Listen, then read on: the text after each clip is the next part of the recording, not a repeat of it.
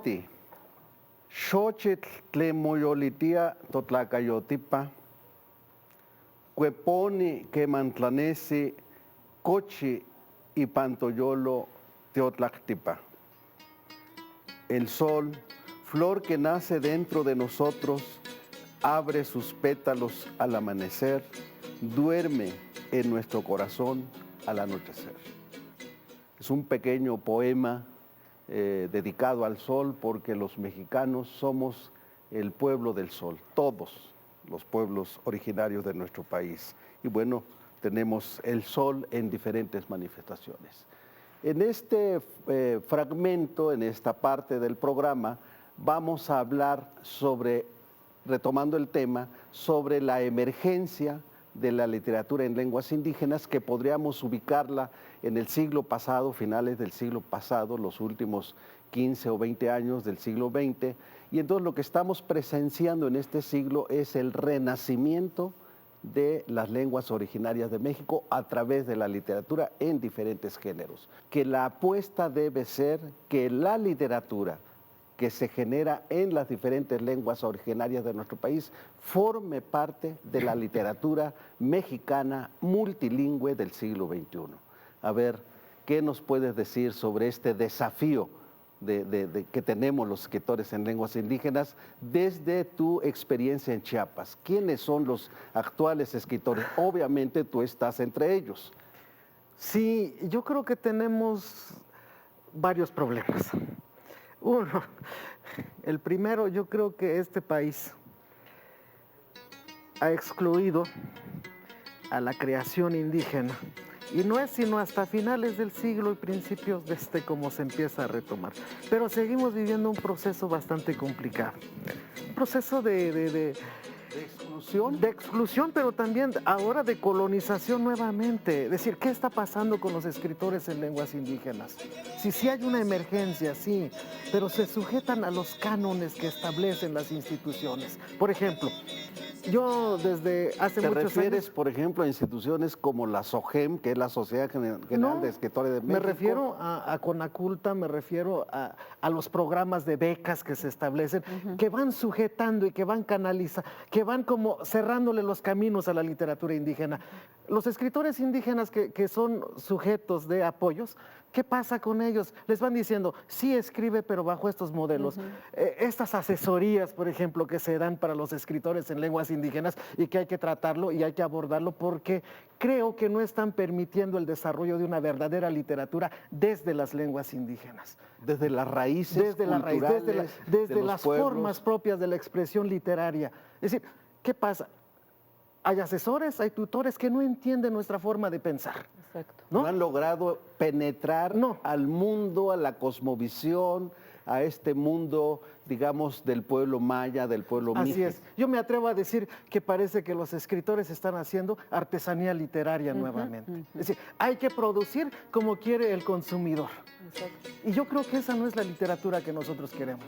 Tenemos que recuperar. Los escritores indígenas tienen que realmente llenarse de mucho espíritu desde adentro. Dar la libertad de la espontaneidad. Así es. Es decir, vamos a recuperar nuestras formas literarias, las expresiones estas profundas que yo hacía mención hace un rato. Es decir, que son las fuentes que son las fuentes primarias de nuestra literatura. Y yo sí cuestiono mucho esto de decir, no, tienes que escribir bajo la forma que yo quiero. Entonces no estamos hablando de un verdadero desarrollo literario. Estamos produciendo lo que los otros quieren escuchar de nosotros, ¿verdad?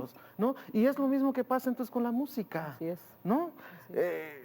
Yo creo entonces que sí hay protagonistas. Habemos como que dos vertientes de escritores en lenguas indígenas. Aquellos que queremos recuperar desde nuestras formas expresivas, literarias, narrativas, poéticas, y aquellos que también como que ya le entraron al mercado, ¿no? ¿Sí? Aquellos que producen de acuerdo a como quiere el consumidor. ¿Sí? Y entonces estamos hablando de dos formas literarias, y ese es nuestro reto.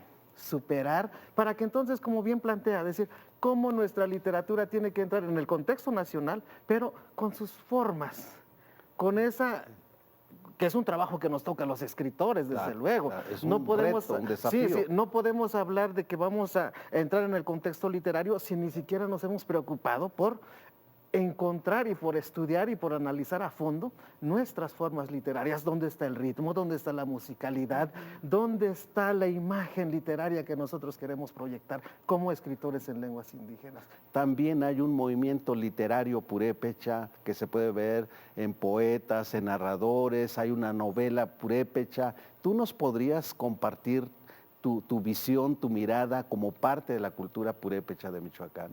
Sí, coincido en mucho con lo que acaba de decir Enrique, ¿no? Efectivamente me parece que a la gente se le ha metido en un cartabón y eso mata ese sentido creativo de entrada. Y es a partir justamente de no entender a profundidad lo que nuestros pueblos están queriendo decir, la forma de expresión de cada comunidad. Sin embargo, efectivamente también viendo lo que ha sido la panorámica de lo que se está gestando en nuestras regiones, yo veo, por ejemplo, que en Michoacán también se gestó el crear el concurso de cuento purépecha.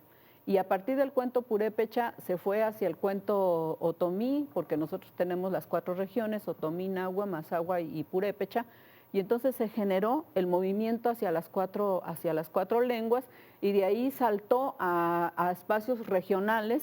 Entonces actualmente este concurso de cuento se hace entre varios estados de la República, los estados vecinos, está Querétaro, Hidalgo y bueno, sí, Pachuca, Hidalgo, Estado de México, sí. Son los estados que participan y que ya llevan una buena cantidad de años realizando este concurso, que ha permitido que la gente joven, eso a mí me parece maravilloso, que los jóvenes están creando cuentos nuevos.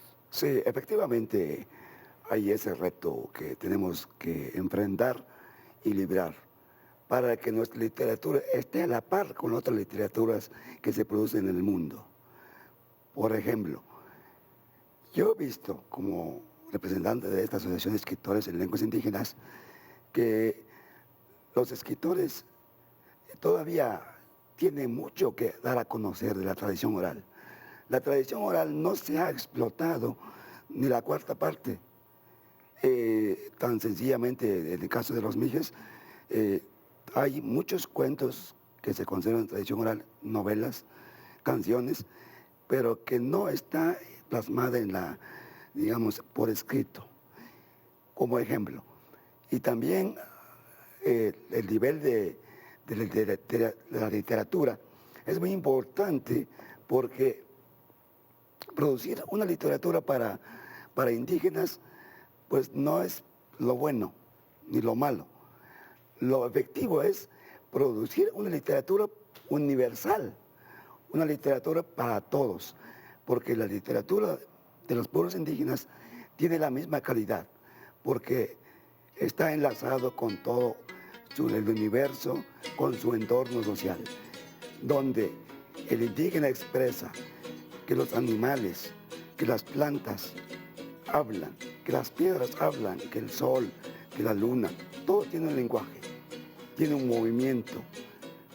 Aunque en épocas anteriores estos lo hacían como en sentido peyorativo, efectivamente les pongo ejemplos, como es el caso de un tsunami que sucedió allá por Asia, donde los animales percibieron que ese fenómeno se acercaba, huyeron, corrieron a salvar sus vidas. Y el hombre, que se supone que es el más racional y más pensante, se quedó a esperar la muerte pasivamente.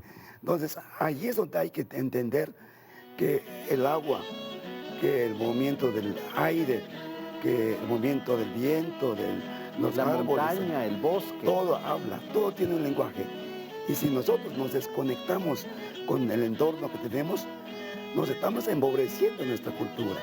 Por eso es que es importante que todos los escritores en lenguas indígenas vengan a conocer todo ese acervo cultural, porque todos los pueblos indígenas tenemos literatura donde habla desde la creación del mundo, como el Popol Vuh, que es el único que se conoce, y sobre el mundo náhuatl, pero los 62 pueblos indígenas tienen igual su versión de cómo se crea el mundo. de diferente manera. ¿Cómo se desarrolla el mundo? ¿Cómo es que antes hablaban abiertamente los animales, las plantas con el hombre? Y actualmente esos pueblos indígenas lo siguen haciendo con la parte ceremonial, cuando van al cerro, cuando van a las cuevas, cuando adoran a la siembra de la milpa y toda la cosecha, le piden permiso a la tierra para sembrar. Vamos a hacer un corte y regresamos para hacer los comentarios siguiendo esta charla, este diálogo. Vamos a pedirle a Rocío que nos interprete otro fragmento pequeño para acompañar este corte.